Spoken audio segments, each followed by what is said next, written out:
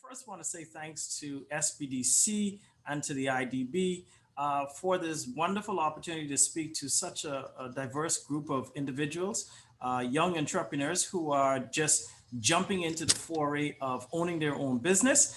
And to you all, I congratulate you all for the courage that it takes to be a business owner. So my hat's off to all of you. I first want to start. I am no different than any of you. I started at the bottom.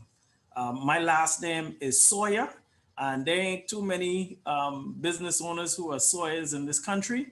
But I started at the bottom and worked myself up. I have been in the grind as an operator, and I did everything within the business. So I know exactly how it is to start when you have just a little idea and you work it and you just want it to go and you want it to grow, and then you get into it and then you start to see how far you can take it. So I know exactly where you guys are because I've been there, and to a large extent, I'm still there.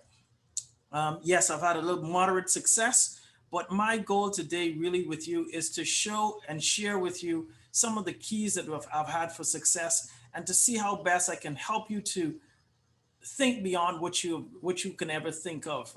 Because I think that even though we are in this, I call it the COVID period, even though we're here in this period, there's so much opportunities, and this world is continuing to explode with rich opportunities and to explode with opportunities for you to transform businesses, not only the businesses, but transform your communities through the businesses that you're in. So if you bear with me, I'm going to have a brief presentation for you, and let's see if I can do this right.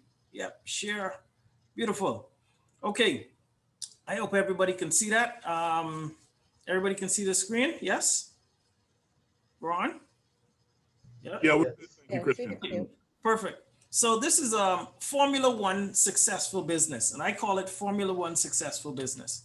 So my first question to you all is, how do you succeed in 1.92 seconds? How do you win in 2 seconds? So let's think about it. Win in 2 seconds. 1, 2. Do you think it's possible? Anybody? Say something. You think it's possible to win and succeed in 2 seconds? 1, 2. Somebody say something. Yes? Yes. Okay. Absolutely. Absolutely. So I'm a big race car fan, and I'm gonna show you something, okay? Did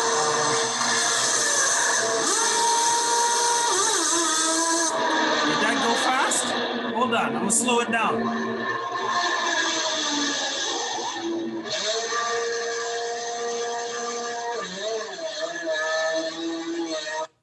Wow.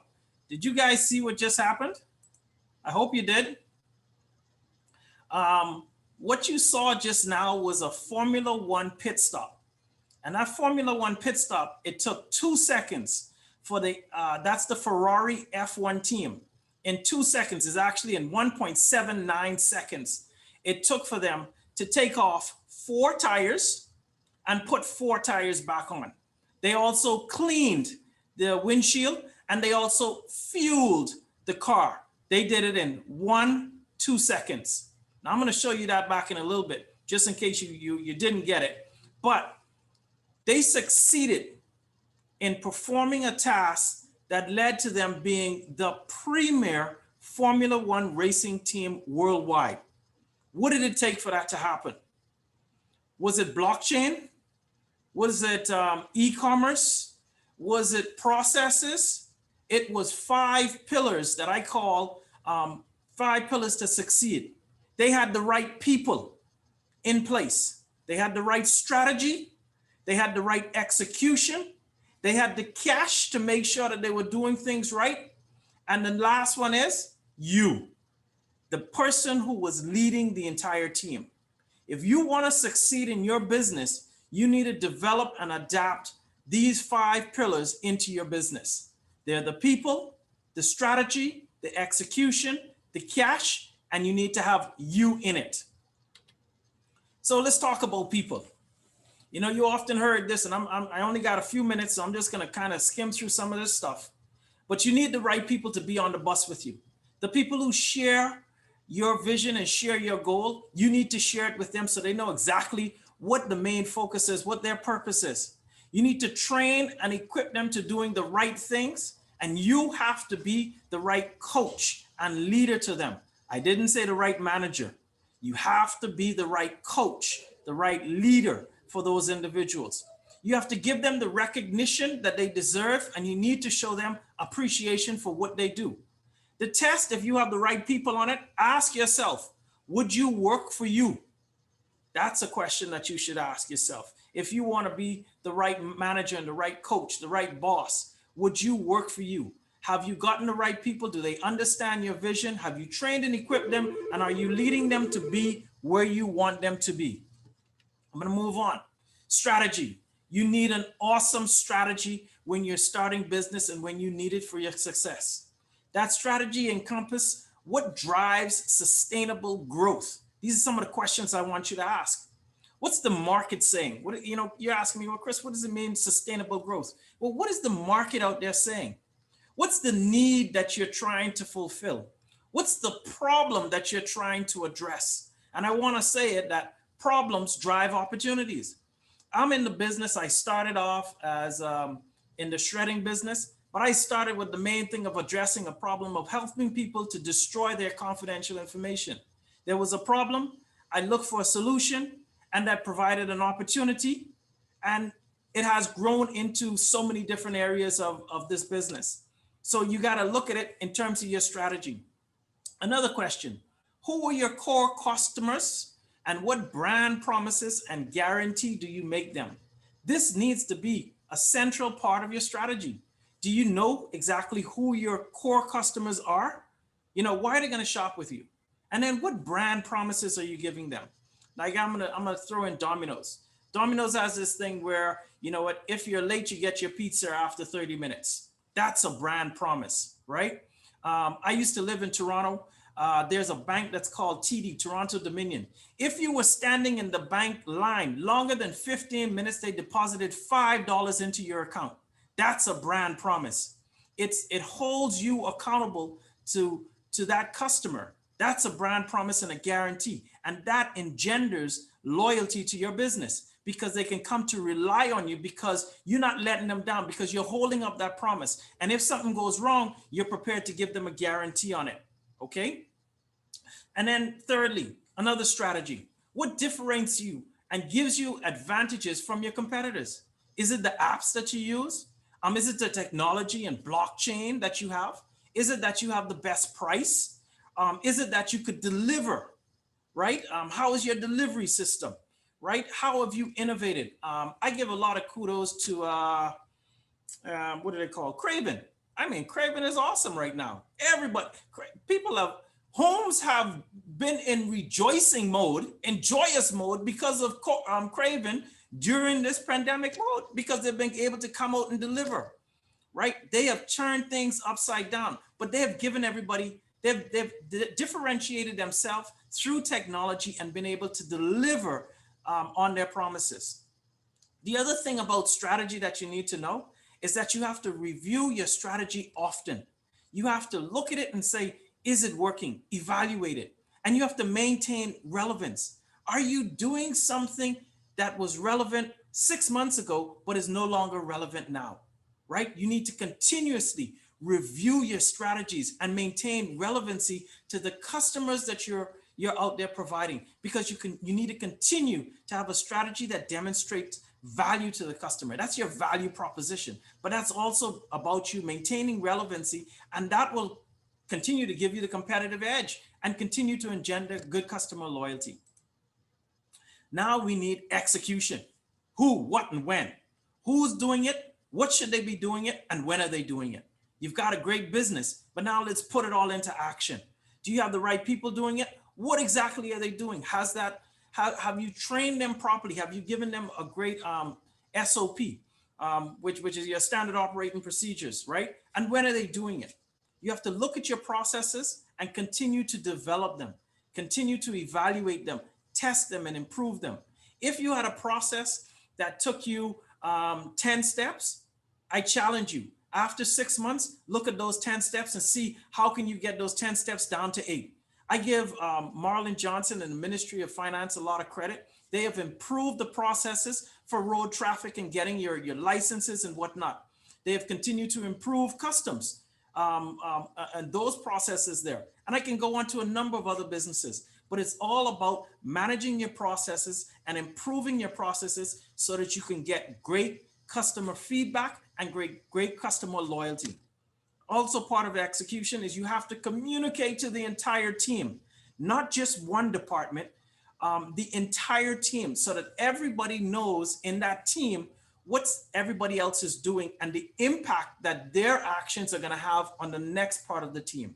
The sales department needs to know and communicate properly with the operations, and the operations with the marketing, and the operations with the accounts. Everybody needs to be on the same page and have a good appreciation for what's happening. So it has to be communicating. Fourthly, with your execution, you need to measure every single thing that you do. Measure the time that it takes. If you're in, say you're in the food space, how long does it take for you to get the food from off of the stove out to the client? Okay. I recently went to a restaurant and it took almost 45, 50 minutes for me to get served at the restaurant, and there was only 8 people in the restaurant. You got to measure everything that's happening and then evaluate it and see how can we improve it. Okay. Once you get it down, once you get it executed, your execution plan, you get it down, then work on how you can then get it right. Okay. So get it down and then get it right on how you can improve on your execution. Cash. What can I say about cash? Boy, I mean, cash is a big thing, but I will tell you that you need to watch with eagle's eyes. Always watch your cash. What is happening with your cash position? You as business owners, I know you may be operators in your business, but you always need to have a great understanding of what's happening within the cash in your business. So learn about how cash moves. Learn about pricing, learn about cost of goods, learn about volume discounts, how you can put out more volume and whatnot. Learn about your operating expenses. How can you get more efficiency by bringing down your operating expenses and maximizing your profits, accounts receivables, payables, etc. I'm going to move on. This is a key thing. You need to save. There will be a rainy day. There will be a bumpy day. There will be a day when you give somebody a piece of equipment and that equipment just crashes. It burns up. I don't know, something's going to happen, but you need to have a savings there to deal with those unforeseen things so that you don't necessarily have to go back to the bank and say, bank, I need money, money, money, money. You have to have a savings that's sitting there so that it doesn't put so much pressure on you. I would say lastly, avoid debt as best as possible. I see far too many small business owners get into unnecessary debt. Work it as what I call working on a shoestring. Work it until you can work it and get it better. Work it until you can continue to move your products more, but avoid debt. Don't buy brand new. Buy used if you can. Okay. Save up so that you can buy something used and it can give you the same output that you need. All right. So avoid debt as best as possible. And then I should say, lastly, build relationships with your bank. Um, Banks are going to do more with you when you have great relationships with them. So continue to communicate with your bank. Continue to talk to your bank. Actually have your bank manager or your loan officer or your bank rep come out and see your business. Develop a relationship with that person so that they understand what's going on and they understand your needs, okay? But manage your cash. Lastly, this is a pillar. Invest in your own professional development. Invest in yourself. Train yourself to do what you need. And you know the areas that you're lacking in. Train yourself. There's so many programs and offerings out there that's happening, whether it's through Udemy, whether it's through LinkedIn. Boy, I can tell you, YouTube has a bunch of courses that you can learn, but continue to be a continuous learner and invest in yourself. Network locally. I really want to thank SBDC. They have allowed for a lot of entrepreneurs to invest, to network amongst themselves, and to feed off of the resources. Join and partner, continue to partner with IDB, the Bahamas Chamber of Commerce. Network through those agencies as well. Also, I would say this, and a lot of people don't do this, but you should. If you can, every business that you're in has an industry association, whether locally or abroad. I need you to go and look at what's happening internationally and become a part of those industry associations, because they help to expand your development. They help to expand your exposure. They help to show you what is happening in the US that you might not have thought of, what's happening in Canada, what's happening in Europe. And you get to see what's happening out there and then be able to cherry pick and say, you know what, I could use this to kind of address a problem that I have here in Nassau, right? I could use this to kind of improve how we have something going on here. So continue to network through industry associations, and certainly through other business owners. Business owners talk, business owners ease. We understand each other's problems because we've been in the same boat. So network amongst business owners who will continue to give you the support that you need to take you through. I want my last point on this for you is to be a monster learner. I mean, soak up everything that you can about business, about development, about leadership. Be a monster learner. I want you to put away some of the distractions. If you can take 2 or 3 or 4 hours of binge watching your local Netflix program, take 2 hours and say, you know what, I'm not going to go and binge watch on Netflix. I'm going to take 2 hours to learn something that can help me to be a better business owner, to help me to be a better leader.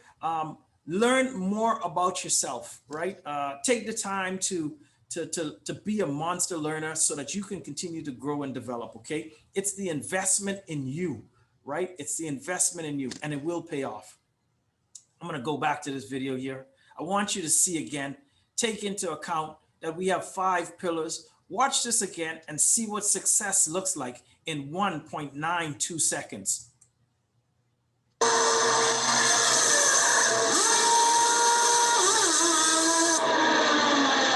going to slow it down a little bit.